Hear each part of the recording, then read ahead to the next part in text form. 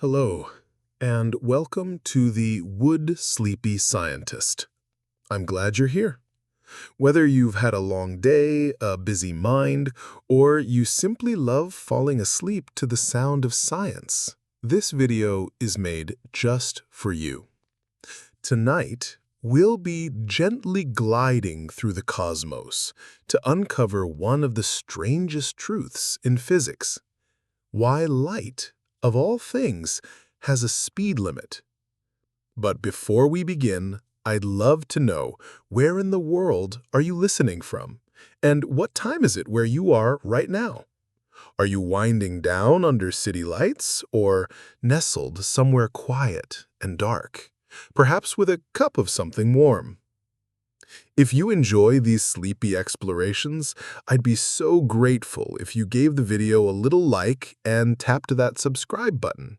It helps more sleepy scientists like you find their way here, and it means I can keep making more of these soft, starlit journeys for you. Now, I do hope this video isn't too interesting, though. If it does accidentally keep you awake, at least you'll come away knowing a bit more about how our universe works. Not such a bad trade, really. So settle in, close your eyes if you like, and let's take a slow, thoughtful wander through the story of light and why it's in such a hurry to get anywhere at all. Light is one of those things we all think we understand until we actually try to explain it. You flip a switch, and there it is. It fills the room, lets you see your cat's judgmental stare, and makes your phone screen glow long after you swore you'd put it down. But what is it really? Is it a wave? A particle? A ghost? A cosmic courier with a very strict delivery schedule? The short answer is yes, and also sort of. Let's take a nice, slow wander through what light actually is. Because before we can understand why it has a speed limit, we first need to understand what's actually doing the speeding. First, let's talk about photons. They're the tiny packets that make up light. Imagine them as little messengers zooming through the void at the fastest speed allowed by the universe. But these messengers are strange. They're not particles in the traditional sense, like marbles or peas. They don't have mass, they don't rest, and they definitely don't follow the usual rules. Now, here's where it gets fun. Photons are also waves. But not waves like ocean waves or wavy hair. They're electromagnetic waves, vibrations of electric and magnetic fields that oscillate at right angles to each other and to the direction they're moving. Yes, it sounds like a physics yoga class, but the mental image is quite elegant. Two fields dancing through space together, locked in a perfect rhythm. These waves don't need a medium to travel through. That's important. Most waves, sound waves, water waves, even the wave you give your neighbor from across the fence, need something to move through. Sound needs air. Water waves need, well, water. But light just goes. It travels through the vacuum of space without a problem. That's why we can see the sun, which is over 90 million miles away. Its light has traveled through the emptiness of space to reach us without a single rest stop. And it doesn't just come in one flavor.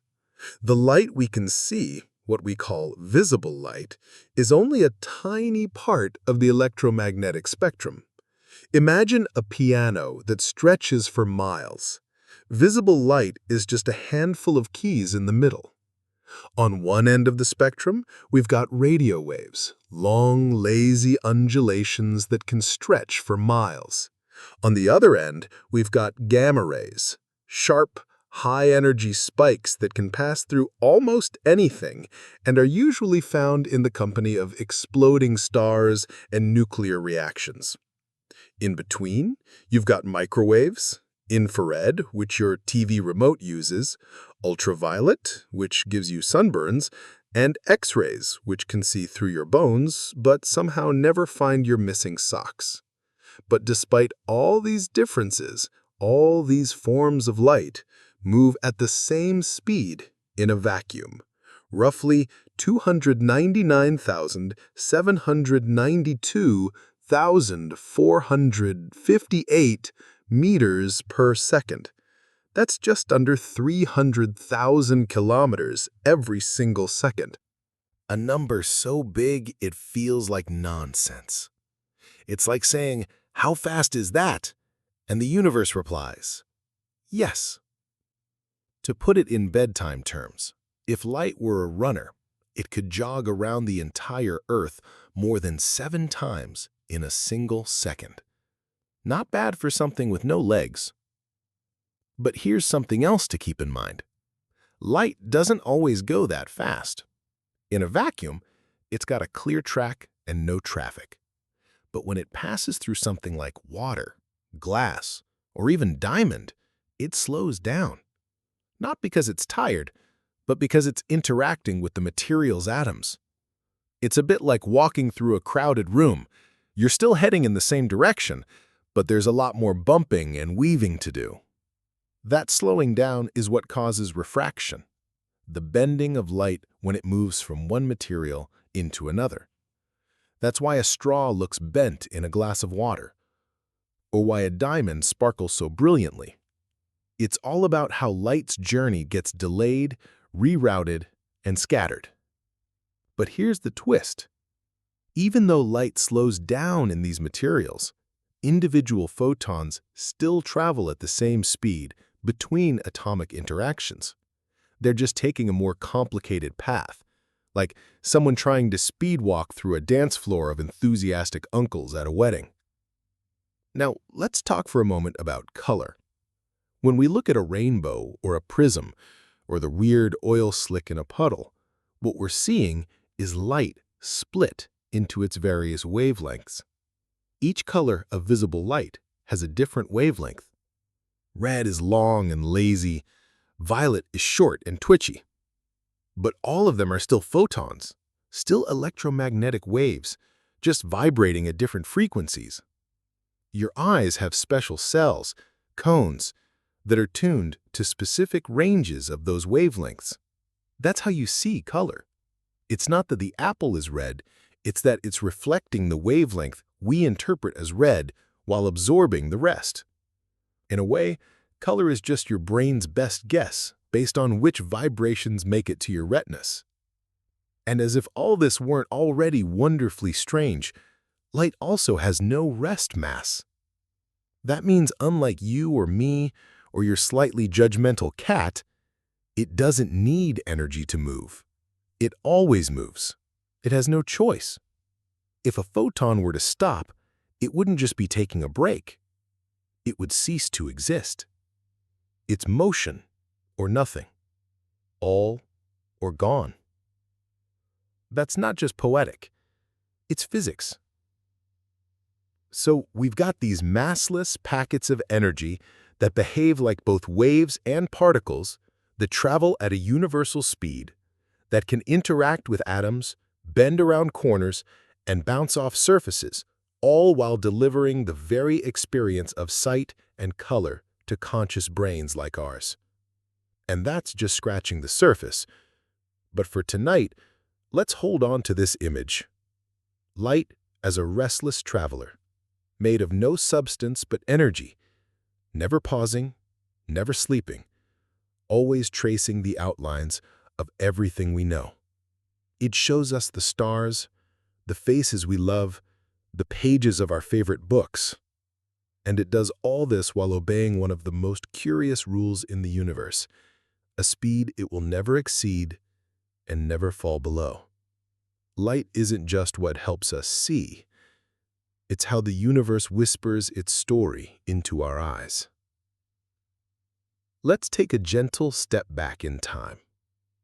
Long before satellites and lasers, Before physicists had high-tech toys to measure the universe's secrets, imagine a world lit only by fire and stars, where understanding something as elusive as light speed was not just difficult, it seemed almost absurd. For most of human history, people believed that light moved instantaneously. It was just there. You lit a candle, and the room lit up. The sun rose, and the world turned golden. No waiting, no delay. It seemed obvious. Why would anyone think otherwise? Even the ancient Greek philosopher Empedocles, one of the few to suggest that light might have a finite speed, wasn't taken very seriously. Aristotle, whose opinions had the unfortunate habit of sticking around for centuries, thought light was instantaneous. And that was that. Case closed, curiosity shelved. But then came Galileo. Now, Galileo was not one to accept things just because someone important said so. He liked to poke things, drop them off towers, and point telescopes at moons. And around the year 1638, he tried to measure the speed of light in what might be the most adorably optimistic experiment in history.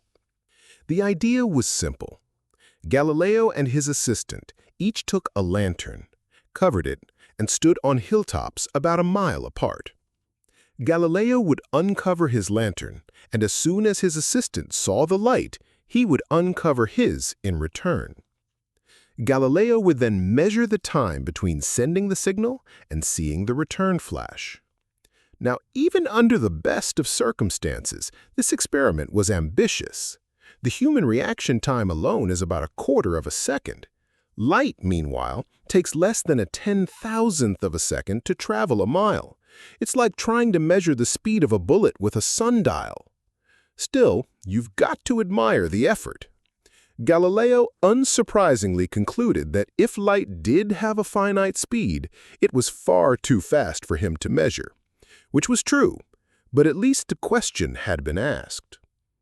Fast forward a few decades to a Danish astronomer named Ole Rømer, who in 1676 would accidentally stumble upon the answer by watching something quite far away: the moons of Jupiter. Rømer was tracking the orbit of Io, one of Jupiter's many moons, which zips around the gas giant like a cosmic clockwork. By carefully observing when Io disappeared behind Jupiter and when it reappeared, he noticed something odd. The timings weren't always the same. Sometimes Io appeared a little late. Other times, it was a bit early. At first glance, this might seem like bad timing, but Rømer had a brilliant thought. What if it wasn't Io that was being inconsistent, but us? What if the delay was caused by the fact that Earth was sometimes farther away from Jupiter and the light from Io had farther to travel? And just like that, the idea of light having a measurable speed began to take real scientific shape. From these timing discrepancies, Rømer estimated that it took light about 22 minutes to cross the diameter of Earth's orbit, a distance we now know to be about 186 million miles. That's not too shabby considering he didn't have access to accurate distances or modern clocks. His estimate wasn't perfect, but it was revolutionary. It told the world light takes time, not much, but enough to matter. Later in the early 1800s, a physicist named Hippolyte Fizeau decided to try something more earthbound. His method involved a beam of light, a rotating toothed wheel, and a mirror placed several miles away. Here's how it worked. The beam of light passed through a gap between the teeth of the wheel, traveled to the distant mirror, and bounced back. If the wheel spun slowly, the returning light would pass through the same gap and be visible. But if the wheel spun faster, the returning light would hit a tooth instead of a gap and be blocked. By adjusting the speed of the wheel, Fizeau could figure out the point at which the light beam was completely extinguished, meaning it had just enough time to travel to the mirror and back while the wheel rotated half a tooth's width. Using the known distance and the wheel speed, He calculated the speed of light to be about 193,000 miles per second. That's not far off the modern value, especially considering he was using mirrors, gears, and a whole lot of cleverness. Later still, another scientist named Léon Foucault refined the technique using rotating mirrors instead of toothed wheels, improving the precision significantly. He showed not only that light has a finite speed, but that it actually moves slower in water than in air, a critical clue that light interacts with materials in ways that affects its velocity. But perhaps the most iconic name in all of this is Albert Michelson. In the late 1800s, Michelson took Foucault's method and fine-tuned it to a level of accuracy that no one had achieved before. He used long tunnels, carefully aligned mirrors, and incredibly precise timing to produce results that stunned the scientific world. His efforts earned him the Nobel Prize in Physics in 1907, making him the first American to receive the honor.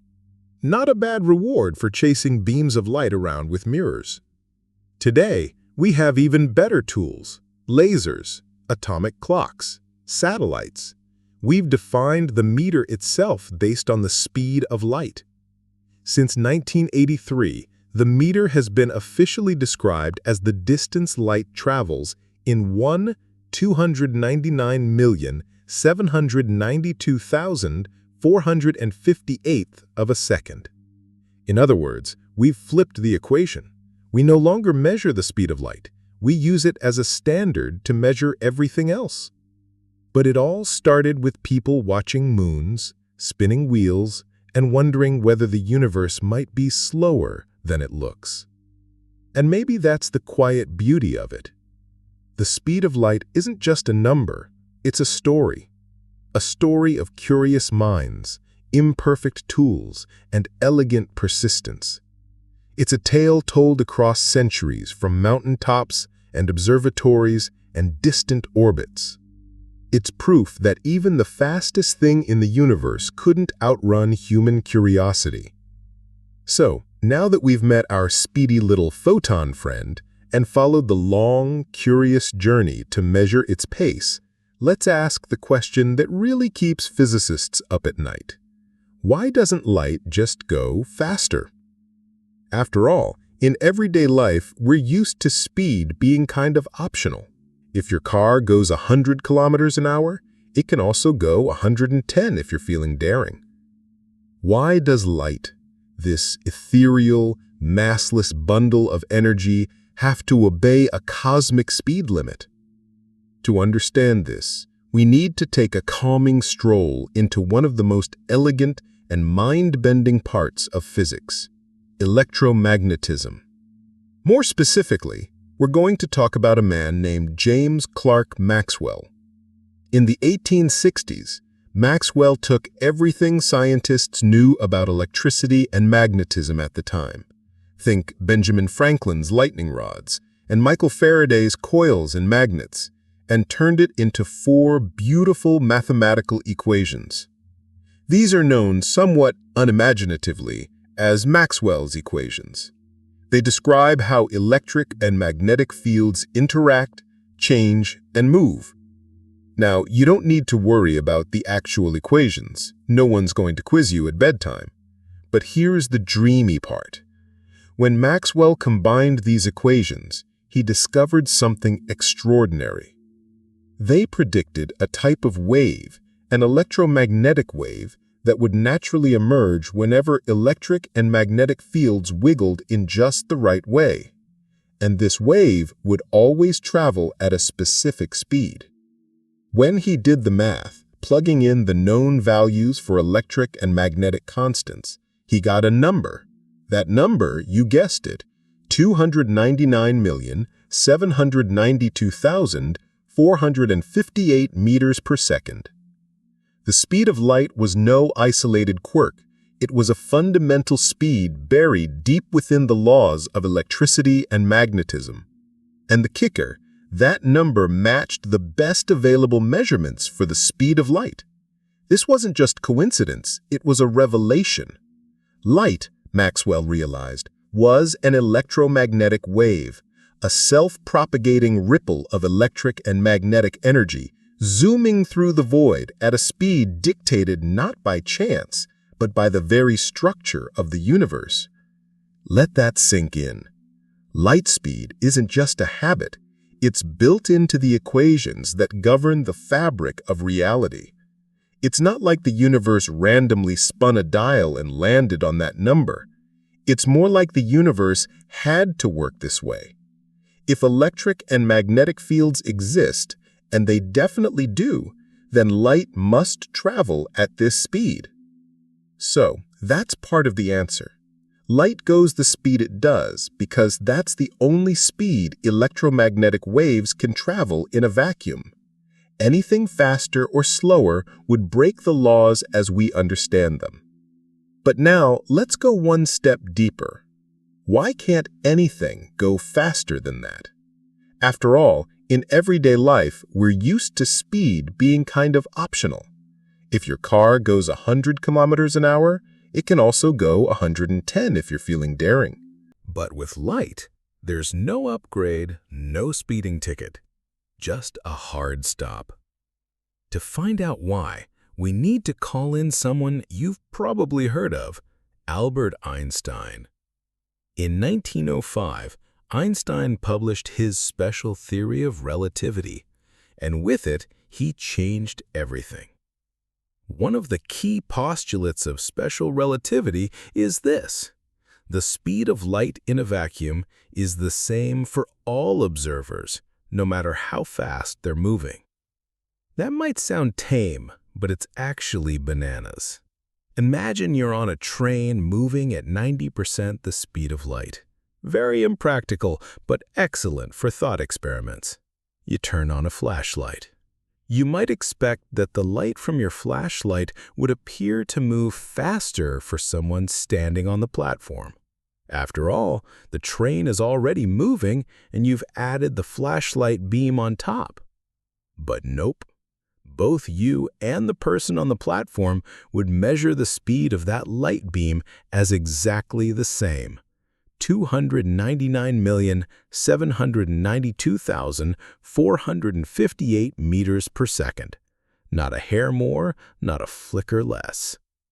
To make that possible, reality has to bend itself around this rule. Time slows down. Lengths contract. Mass increases.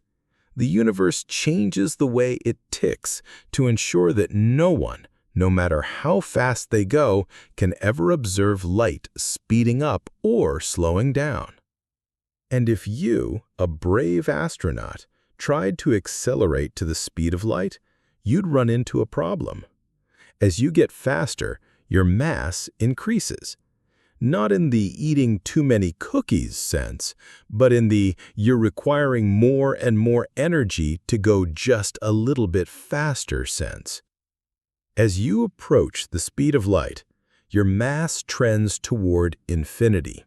And that means you would need infinite energy to reach it. Infinite energy is a pretty tall order, even for the most ambitious traveler.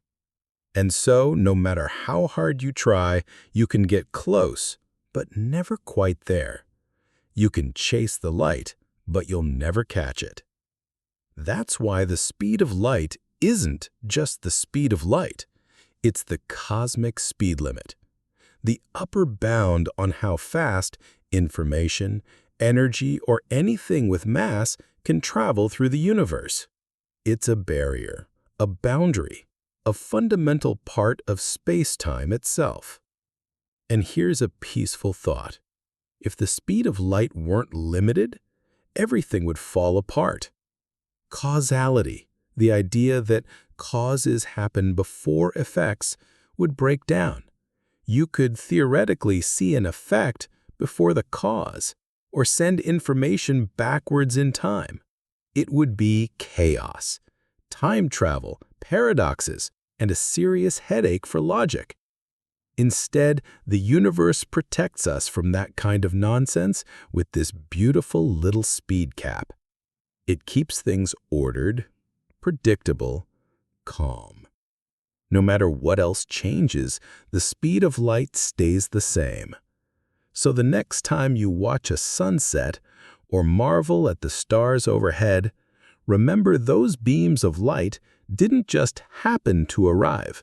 They followed a rule, one written into the very bones of physics.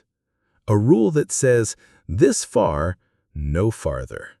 A limit, yes, but a limit that gives the universe structure, stability, and beauty. Light doesn't go faster because it can't. Not because it's weak or lazy, but because it's perfect, exactly as it is, bound to a speed that keeps time flowing forward, keeps causality intact, and lets us understand the world in a way that would otherwise be impossible. And honestly, for something that zips across space at nearly 300,000 kilometers per second, I think that's a pretty graceful pace.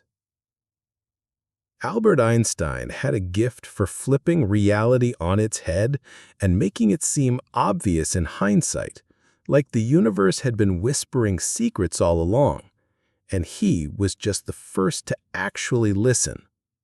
When he introduced his theory of special relativity in the year 1905, he didn't just tweak the rules of physics, he rewrote them. At the heart of his theory was a bold statement. The speed of light in a vacuum is constant. Not just generally constant, not pretty consistent if you're not moving too fast. Number absolutely constant. For everyone, everywhere. Always. This might sound quaint if you're drifting off to sleep, but it breaks everything you think you know about motion and time. Let's say you're on a spaceship, floating peacefully through the void. You're holding a flashlight. You turn it on. A beam of light shoots out in front of you at, say it with me, 299,792,458 meters per second.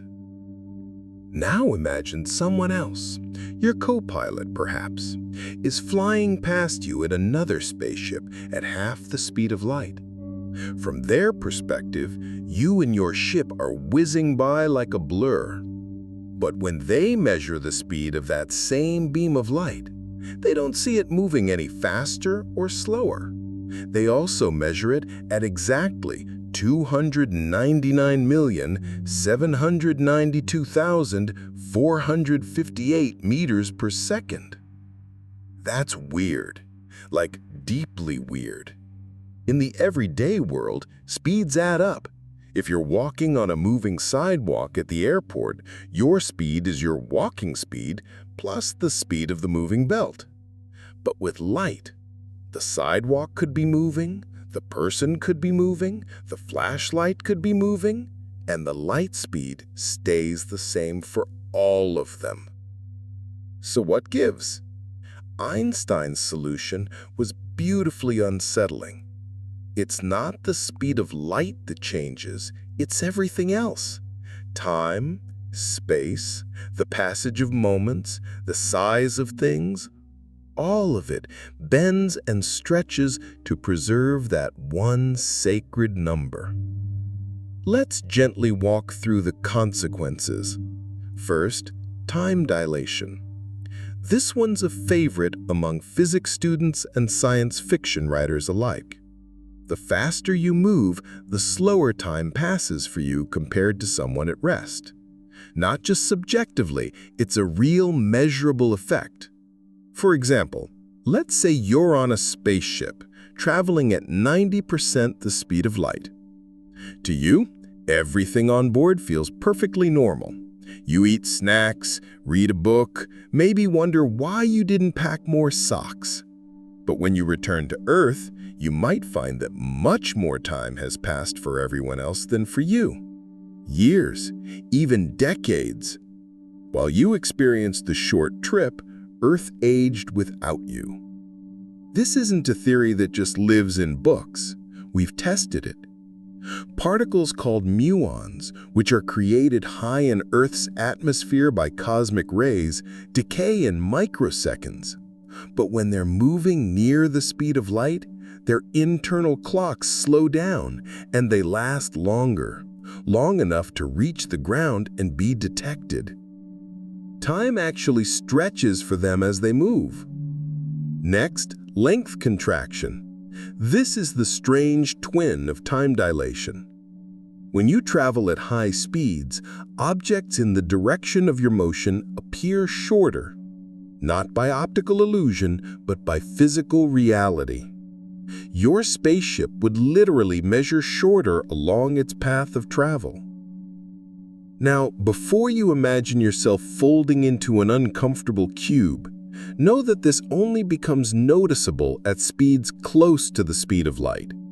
For everyday travel, cars, planes, or very enthusiastic joggers, the effect is so small it might as well not exist. But near light speed, the universe gets squishy. Then there's relativity of simultaneity, which sounds like a tongue twister, but is actually a lovely bit of mental yoga. It means that two events which seem to happen at the same time for one person might not happen at the same time for another if they're moving relative to each other. Imagine a train moving very fast. In the middle of the train, a light bulb flashes. From the train passenger's point of view, the light reaches the front and back of the train at the same moment. But from someone standing on the platform, the light reaches the back of the train first because the front of the train is moving away from the flash. Both observations are correct. Time and space are no longer universal. They're flexible, local, relative. All of this strangeness, time stretching, distances shrinking, simultaneity breaking down, it all happens to protect that one constant speed of light. It's as if the universe looked at this one number and said, everything else can bend, but this must not break. It's a little like a cosmic contract. In exchange for allowing light to remain constant, the universe agrees to warp everything else around it. It's a delicate balancing act that keeps causality intact. Speaking of causality, here is a soothing thought. This cosmic speed limit is what protects our sense of before and after. Because light can only travel so fast, information can only travel so fast. That means you can't see an event before it happens, and you can't send a message into the past. Light's speed limit keeps the universe logical, predictable, tidy. Without it, things would get messy. You could, in theory, cause effects before their causes. You could receive a message before someone sent it. Paradoxes would pile up like socks in a teenager's bedroom. Instead, the universe gently says, no, let's not do that. Let's have order. Let's have a maximum speed, and let's make it sacred. And so, this is where Einstein's work shines brightest. He didn't just describe the speed of light as a limit. He showed that it's a cornerstone of reality, the cosmic scaffolding that holds up time and space. Today, GPS satellites rely on Einstein's equations to keep your phone from thinking you're in the middle of the ocean. Particle accelerators use them to guide subatomic particles around at astonishing speeds. Astronomers use them to decode the whispers of the cosmos from distant galaxies. All of it rests on this strange but constant truth. Light has a maximum speed, and that speed is the same for everyone. So the next time you see a sunbeam falling through your window or a lighthouse flickering in the dark, take a moment to marvel at what that light represents. Not just energy, not just warmth, but the delicate geometry of space-time itself. A quiet contract written in the language of light. And no matter how fast you go, no matter how far you drift, it will always greet you at the same pace, unchanged, unwavering and eternally on time. So far, we've explored light itself, what it is, how we measured its speed, and why the universe insists on giving it such a precise and unbreakable limit. But now, let's gently pull back the camera and look at what this cosmic speed limit actually does to reality. Because once you realize that light can't go any faster than it already does, the implications are surprisingly far-reaching and, in many ways, quite beautiful. Let's start with something fundamental to how we understand the universe: time. Not your kitchen clock kind of time, but the kind that ties together events, memories, and causality. Light's speed limit gives time a structure. It draws boundaries around what can influence what. It tells the universe you may only connect the dots if there's time for light to travel between them. This idea is what physicists call the light cone. It's not a snack or a lampshade. It's a way of mapping out what parts of space-time are connected by cause and effect. Imagine this. You're standing in a field and you light a match. That tiny spark sends out light in every direction. The furthest anything can be affected by that match immediately or eventually is limited by how far light can travel from that moment onward. If someone is standing very, very far away, say 100 light years, they won't even know the match was lit until 100 years later. Now flip it. Imagine you're standing in that same field waiting for something to happen. The only events that could possibly influence you right now are the ones whose light has had time to reach you. That's your past light cone, everything that could have possibly caused your present moment. The light cone isn't just a clever diagram, it's the border between possible and impossible. If something happens outside your light cone, it's not just too far away, it's too far in time. No signal, no sound, no whisper from that event can reach you yet. It's as if it doesn't exist for you, not until the light arrives. This idea shapes our entire understanding of the universe. It means there's no such thing as instant communication, no perfect synchrony across space, no omnipresent now. Instead, every moment is local. Every now is a bit different depending on where you are. And light's speed limit is the rulebook that keeps it all consistent. Think about how this affects your view of the night sky. When you look up at the stars, you're not seeing them as they are. You're seeing them as they were. The light from the nearest star system, Alpha Centauri, takes more than 4 years to reach us. If something dramatic happened there last week, we won't know for several more years, and that's the nearby neighborhood. Look further out, and the effect becomes even more dramatic. The light from the Andromeda Galaxy takes over 2 million years to arrive. You are seeing it as it looked when early humans were just starting to figure out how to make tools. Beyond that, we see light that left its galaxy billions of years ago, before our sun even existed. And yet it feels so present. The stars twinkle, the galaxies glow. They seem right there, but they're not. The history written in beams of light traveling at their own patient pace.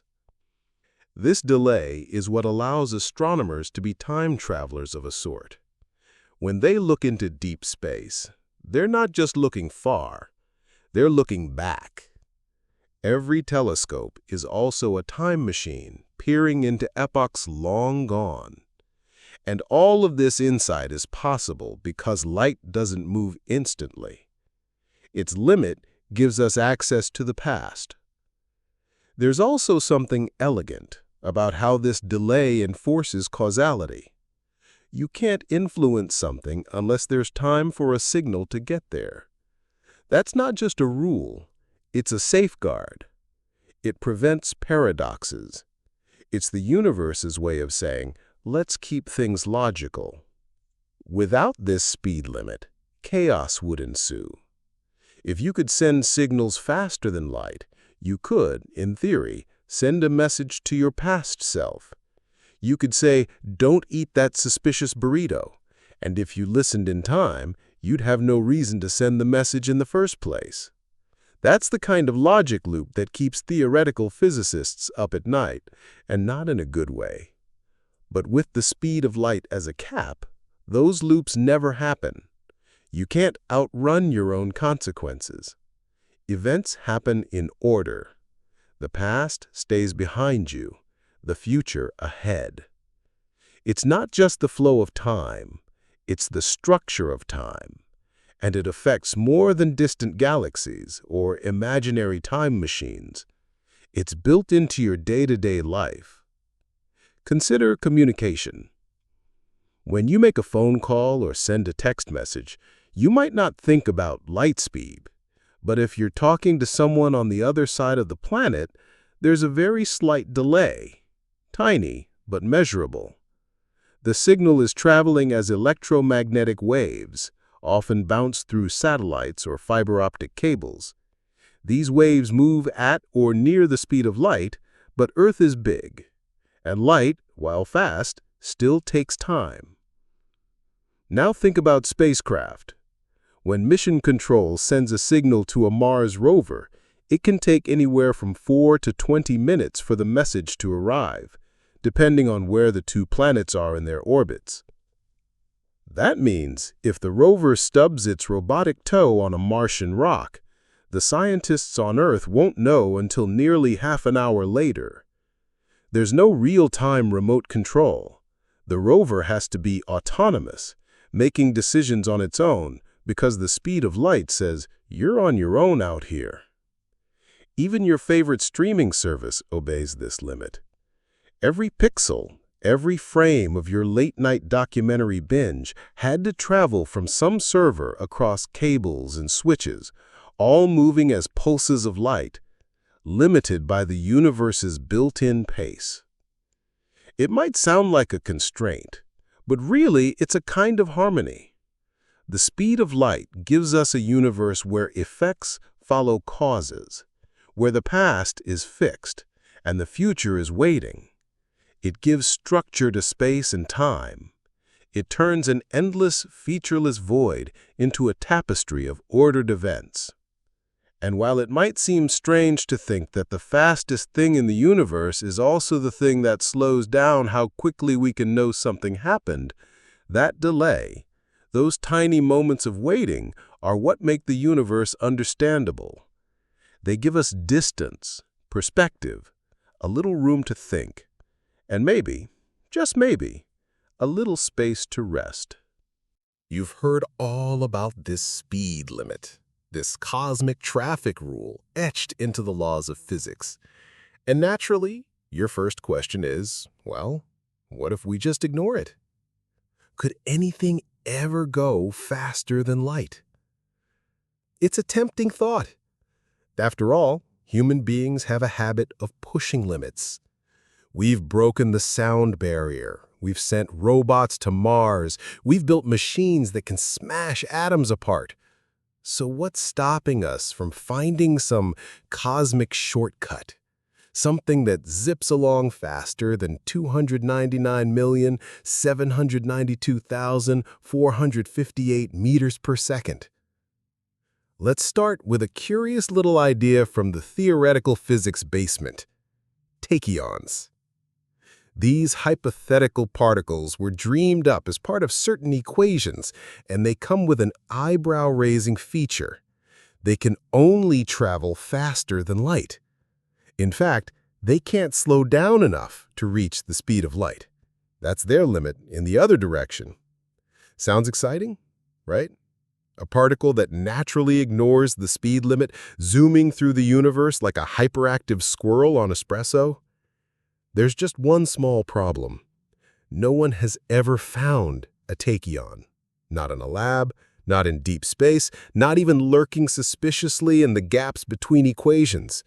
They're like a rumor in a small town, always mentioned, never seen. And even if tachyons did exist, they would cause more problems than they solve. If you could use them to send information, you could violate causality, meaning you could send a message into your own past. And if you ever watched a time travel movie, you know how messy that can get. Grandparents disappear, timelines collapse, and everything starts to unravel. So, theoretical physicists mostly agree tachyons are fun to think about, but probably not real. They belong in the box labeled interesting, but nope. But what about other fast things? Let's look at quantum entanglement, one of the spookiest phenomena in all of physics.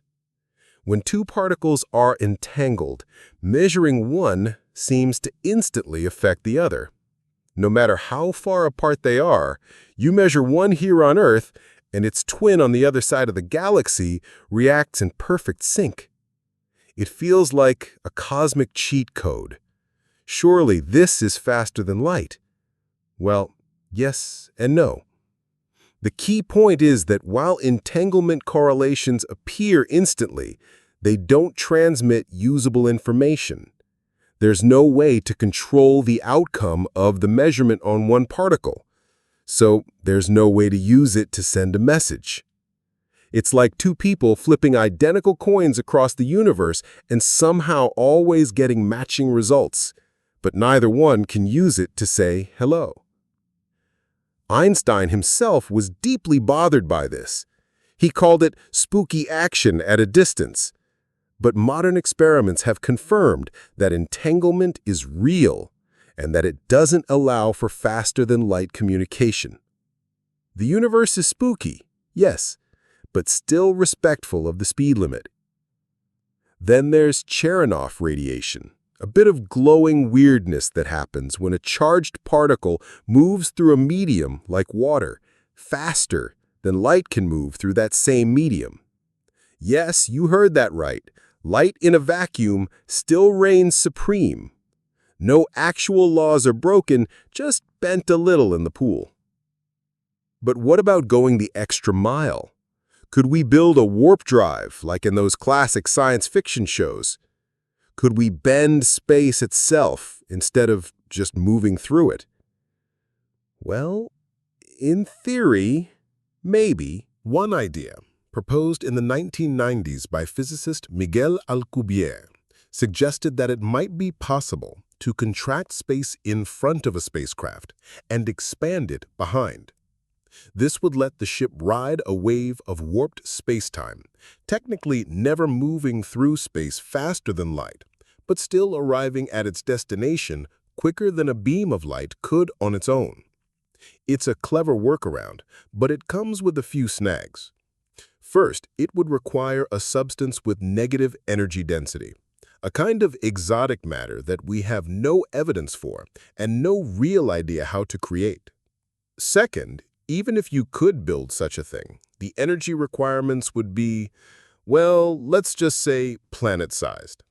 Some calculations suggest you'd need the mass energy of Jupiter just to move a grapefruit. So, for now, warp drives remain firmly in the realm of imagination.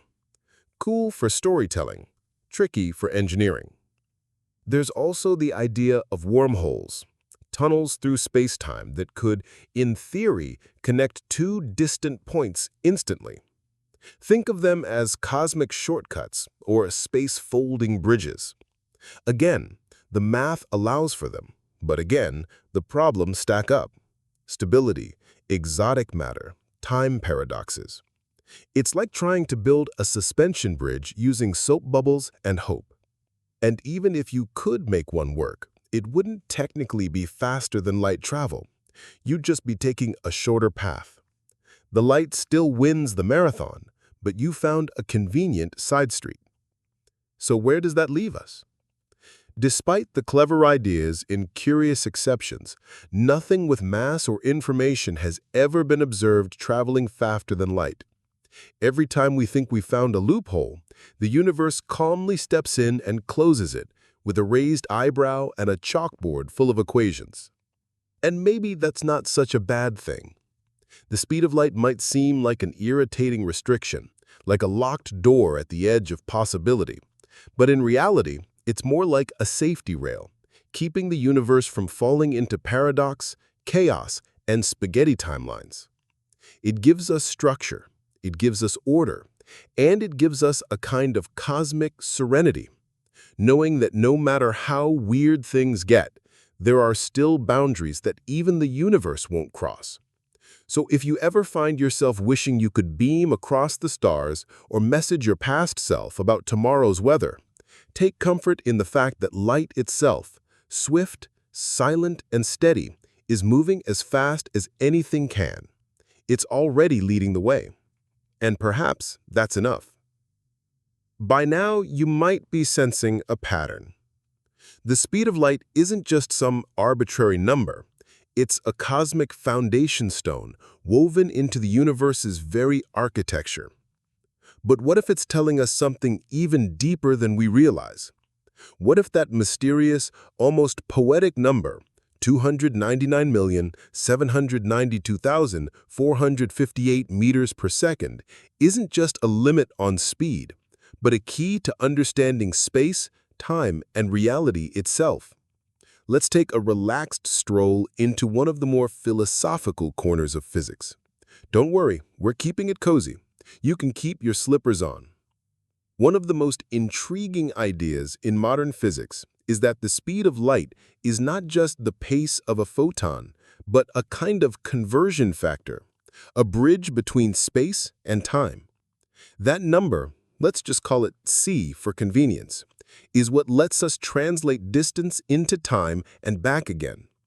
It's like the universe's built-in translator. You've probably seen this in Einstein's famous equation, E equals mc squared. Here, the speed of light appears as a bridge between mass and energy. It tells us how much energy is locked up inside a certain amount of mass. But c also shows up all over relativity in equations that describe time dilation, length contraction, and space-time curvature. The fact that it keeps popping up is no coincidence. It's a hint that c is more than just a speed. It's a kind of universal glue. Let's explore that with a simple, calming thought experiment. Imagine the universe is like a great woven fabric made up of both space and time. Not two separate threads, but one single material, space-time. This concept, while sounding like a science fiction buzzword, is very real. In Einstein's theory, space and time aren't separate dimensions. They're interlinked, and they behave like one smooth, flexible thing. When you move through space, you're also moving through time. When you speed up, time slows down. When gravity pulls, it bends both space and time around it. But here's where the speed of light comes in. It's the conversion rate between space and time. Think of it like the exchange rate at a currency desk, but instead of euros and dollars, it's meters and seconds. This helps explain why you can measure distances in light years. That's not a measure of time, it's a measure of distance. 1 light year is how far light travels in 1 year. The fact that we can use a time-based unit to describe distance speaks to how deeply interwoven the two concepts are. So when we say nothing can go faster than light, we're also saying nothing can mess with the relationship between space and time. The speed of light defines that relationship. It's the stitching that holds the whole quilt of reality together. There's a certain calmness in that, because it means the universe has a kind of built-in consistency. No matter where you are, no matter how fast you're moving, c remains the same. It's a cosmic constant that makes equations work, keeps cause ahead of effect, and ensures that physics behaves itself, even at the edges of black holes or the hearts of galaxies. In fact, physicists don't even treat c as just a speed anymore.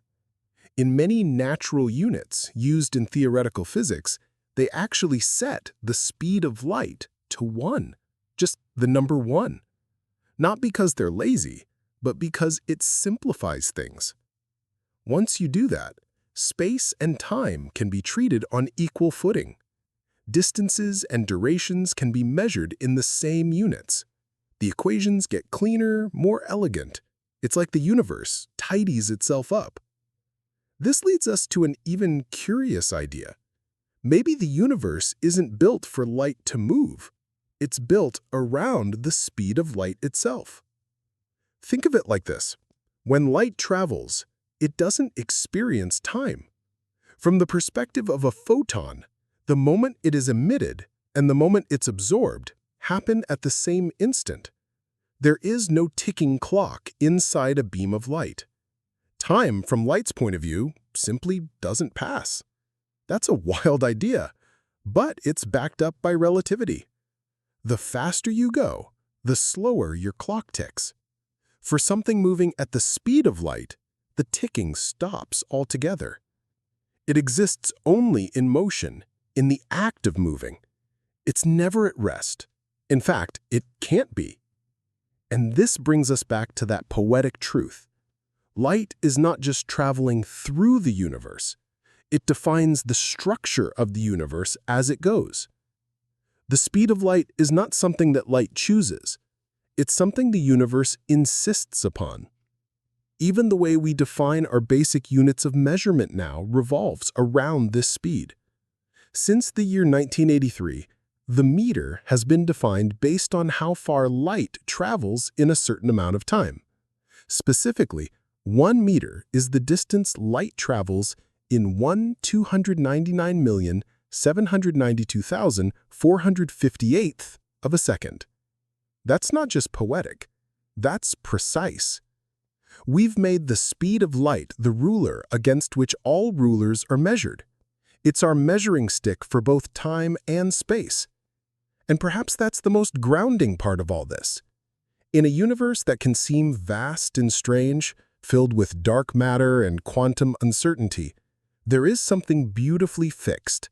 The speed of light is a constant you can build your world around, because we quite literally do. So next time you see that little flicker from a candle or the soft starlight filtering through your window, know this.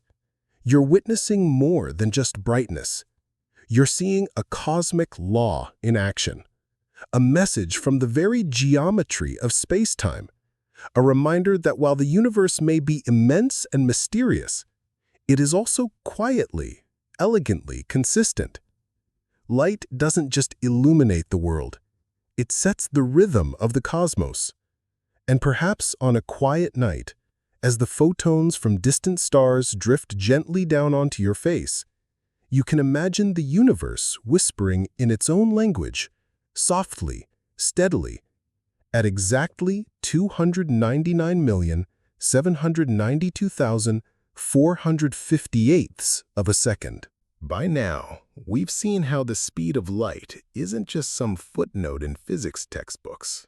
It's the pulse of the cosmos, the stitch in the fabric of space and time, and the steady metronome that keeps reality in rhythm. But here's something that might surprise you. The speed of light isn't just out there floating between galaxies or bouncing off distant stars. It's woven into your everyday life, too. That's right. Even if you've never flown a spaceship or built the particle accelerator in your backyard, though if you have, hats off, you're still living in a world shaped, defined, and quietly orchestrated by the speed of light. Let's start with something familiar. Your phone. Yes, that humble device you're probably listening to this on. Every time you tap the screen, stream a video, or send a sleepy emoji to a friend, you're harnessing the power of light. Specifically, light traveling through fiber optic cables. These slender strands of glass or plastic are the backbone of the internet. They stretch beneath oceans and continents, forming a global web that carries information at nearly the speed of light. When you load a web page, you're not just waiting for a server to think about it. You're waiting for pulses of light, tiny flashes representing ones and zeros, to make their journey through these cables, bounce through routers, and arrive at your screen.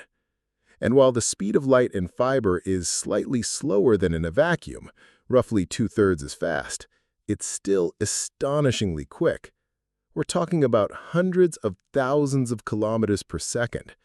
That's how your cat videos, weather updates, and bedtime playlists arrive with barely a pause. Now, those fiber optic cables aren't just moving data. They're also helping to keep time. You might be surprised to know that one of the technologies most reliant on the speed of light is the Global Positioning System, or GPS. When you use GPS to find your way to the nearest bakery, your device connects to at least 4 satellites orbiting Earth. Each of these satellites sends out a signal with the timestamp down to the nanosecond. Your GPS receiver compares the arrival times of these signals to figure out your location.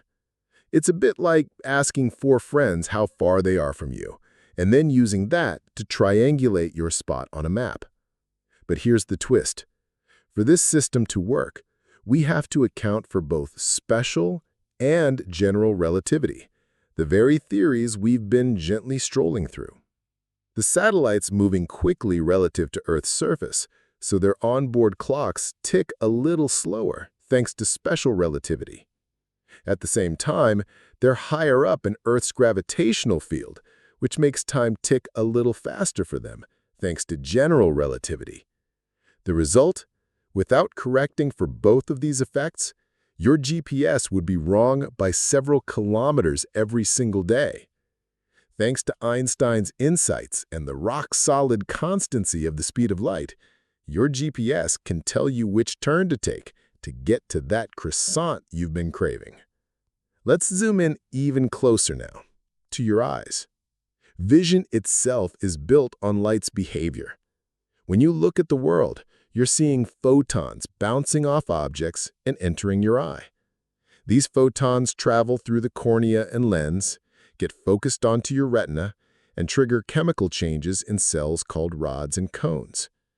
Your brain then takes those electrical signals and reconstructs them into the vivid, colorful image of a tree, a sunset, or your oddly judgmental houseplant. All of this depends on how fast light can travel, how it bends through different materials, and how it interacts with the atoms in your retina. Even the fact that you see depth and motion relies on the delay, however small, between light reaching each eye and your brain comparing the inputs. And speaking of bending, consider refraction, the way light slows down and changes direction when it enters a different material. This is what makes a straw look bent in a glass of water, or creates the shimmering effect you see on a hot road.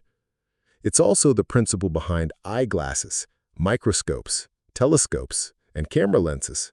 This faint uniform glow fills the universe and gently bathes everything in its presence. It's not the light from stars or galaxies.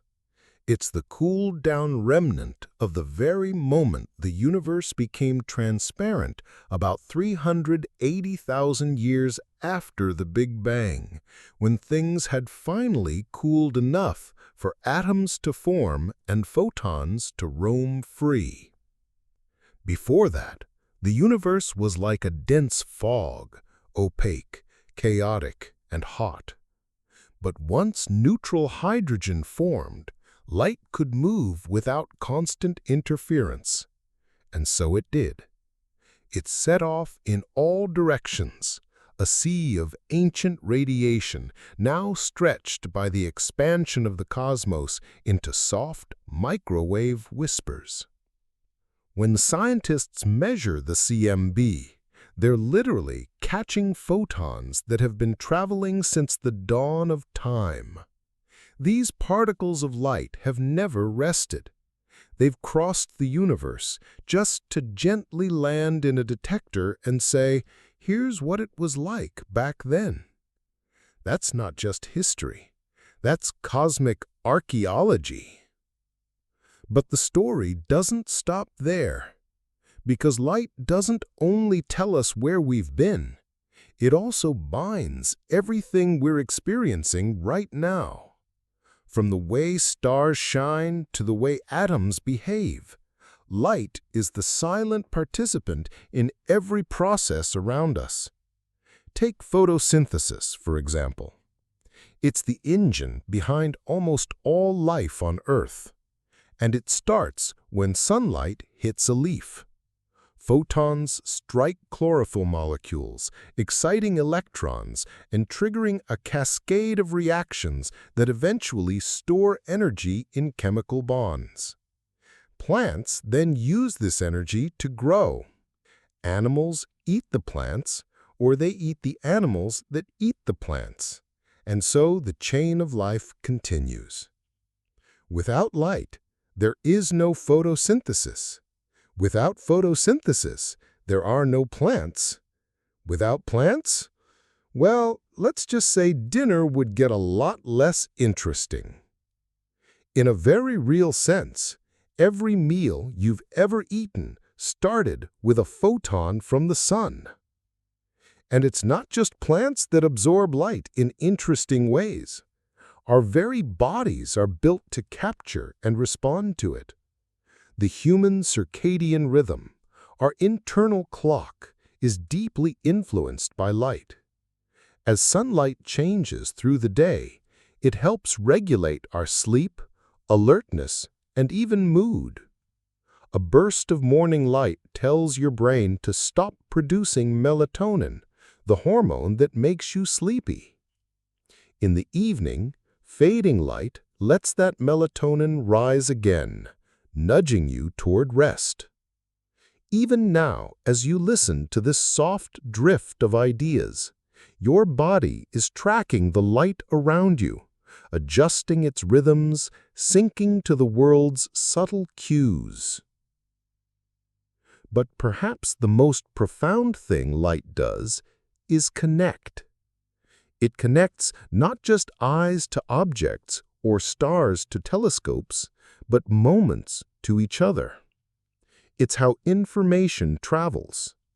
Every time we see something, every time we look across a room or across the sky, we're receiving messages encoded in waves shaped by space and translated by our minds. Light is the language of the universe, and like any language, it has dialects, different wavelengths for different stories. Some tell us about the chemical composition of distant galaxies. Others warn us of gamma-ray bursts, the most energetic explosions in the universe. Some carry the warmth of infrared radiation from a newly formed star. Others paint rainbows across oil slicks and soap bubbles, revealing the hidden geometry of interference and refraction. This diversity is what makes light so powerful.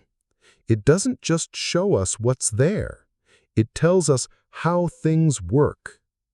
A split beam passed through a prism reveals that white light is a symphony of colors.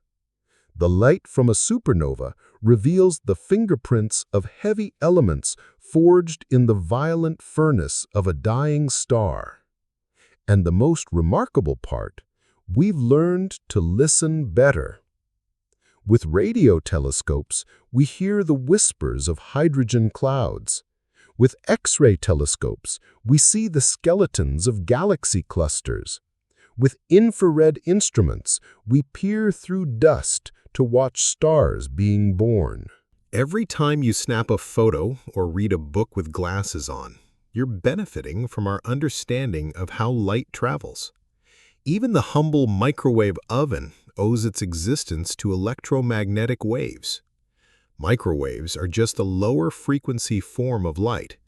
They bounce around inside the oven, causing water molecules in your food to jiggle and heat up. Without the electromagnetic spectrum and our deep understanding of light's properties, reheating leftovers would be a far messier affair. Let's take a cozy step into the world of telecommunications. Your favorite radio station? That's just light too. Radio waves are part of the electromagnetic spectrum, just with longer wavelength than visible light. They travel at the same speed in a vacuum and allow your car to belt out music while you drive. Television broadcasts, Wi-Fi signals, Bluetooth connections, all of these are forms of electromagnetic radiation zipping through space, guided by the same rules that govern starlight and lasers. Now, let's wander into medicine for a moment. X-rays, those ghostly images of your bones, are high-frequency electromagnetic waves. They pass through soft tissue but are absorbed by denser materials like bone. That contrast is what gives us the eerie skeletal snapshot. And MRI machines, while they don't use light directly, rely on electromagnetic fields to create incredibly detailed images of the inside of your body. In short, light, or its extended family of electromagnetic waves, is quietly working behind the scenes in nearly every area of modern life. It's how we see, communicate, navigate, cook, stream, scan, and even study the stars. And speaking of stars, remember that everything we know about the universe beyond our own solar system has been delivered to us by light. Telescopes like the Hubble Space Telescope capture faint photons that have traveled for billions of years across the vacuum of space. These ancient beams carry encoded stories about galaxies, nebula, black holes, and the early days of the cosmos. We decipher these stories by analyzing the light's color, intensity, and spectrum. A small shift in wavelength, a red shift, can tell us how fast a galaxy is moving away from us. A slight dip in brightness can hint at a planet passing in front of its star. A strange glow in the background might just be a whisper from the Big Bang itself.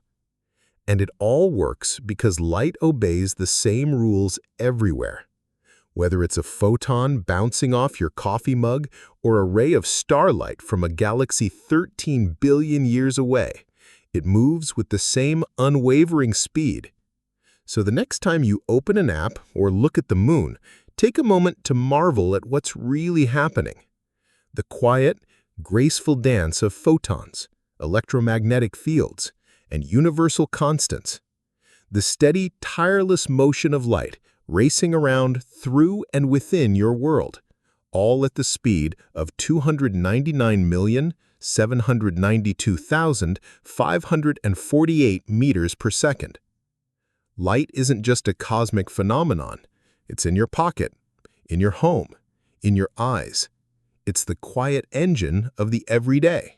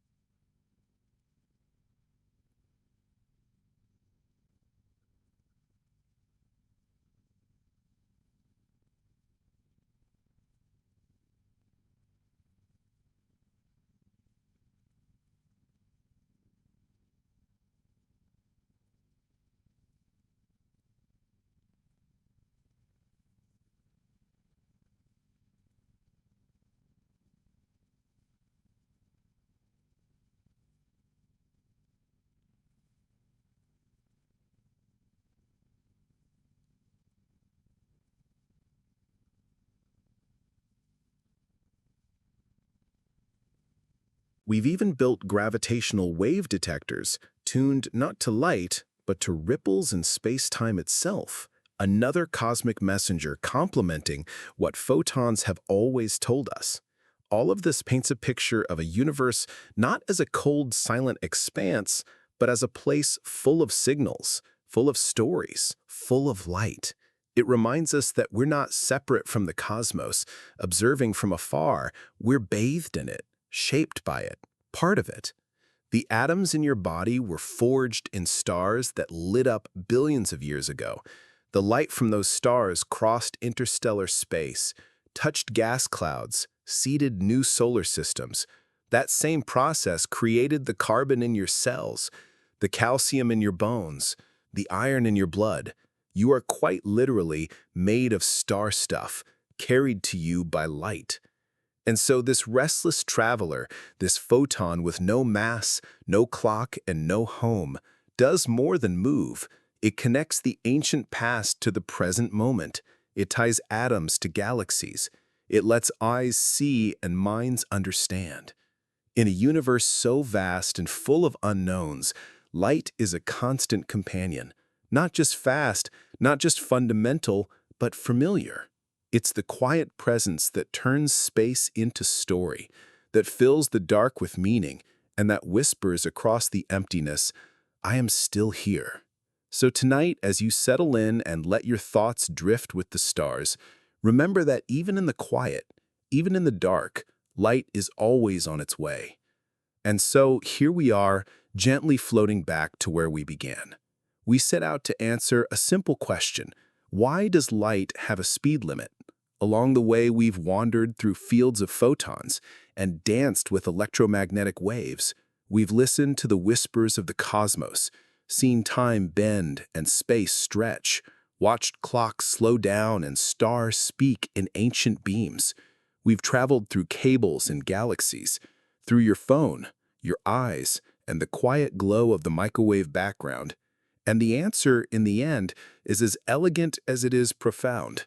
Light travels the way it does because the universe is built to let it and to be shaped by it. Its speed is not just fast, it's fundamental, a cosmic rule that holds everything together, from the pulse of atoms to the stretch of galaxies. It isn't something that can be broken or outpaced. And perhaps that's a good thing. The speed of light gives us order, gives us time, gives us a way to understand. It gives us stories and sunsets, and the warmth of starlight on a cold night. So maybe we don't need it to be faster. Maybe it's already perfect just the way it is. And now, as we bring this quiet journey to a close, let me ask you again. Where in the world are you listening from tonight? And what time is it right now, wherever you are? Are you curled up in bed with the stars outside your window? Or sitting quietly on the other side of the world with morning light just beginning to rise? Wherever you are and whenever it is, thank you for spending this time with me. If this video helped you wind down or sparked a quiet wonder, I'd be truly grateful if you gave it a like and tapped subscribe. It helps others find their way here to this calm little corner of curiosity. And if this video kept you awake, well, at least you might have learned something interesting while waiting for sleep to find you. Until next time, rest well, and may your dreams move at just the right speed.